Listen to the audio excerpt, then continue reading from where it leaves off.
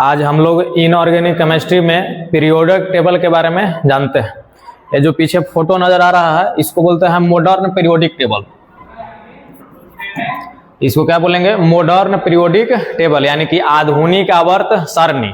आधुनिक आवर्त सारणी का खोज किसने किया था? तो आधुनिक आवर्त सारणी का खोज किया था हेनरी मोसले नामक वैज्ञानिक ने, जो इंग्लैंड के रहने वाले थे 1913 ईस्वी में। ठीक, अब ये जो आधुनिक आवर्त सारणी है उसको मुख्य रूप से दो भागों में बांटा गया है, वर्ग यानी कि ग्रुप, और दूसरा आवर्त यानी कि पीरियड के आधार पर।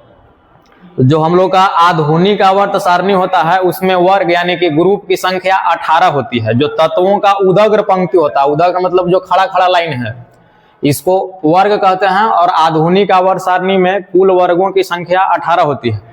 जैसे यहाँ पर लिखा हुआ है पहला वर्ग, या इसी को बोलते हैं पहला का ए, दूसरा वर्ग या दूसरा का ए, वैसे करीब करीब 18 वर्ग। 18 को शून्य वर्ग भी बोला जाता है।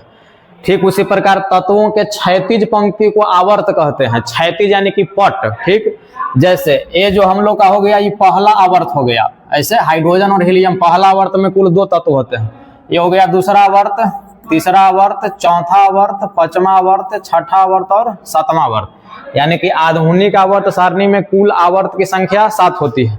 अब ये जो नीचे जो है ये एफ ब्लॉक का तत्व होता है। एफ ब्लॉक का तत्व होता है तो आवर्त का बात करेंगे तो ये छठा आवर्त का ही तत्व है और ये वाला सातवां आवर्त का ही तत्व है।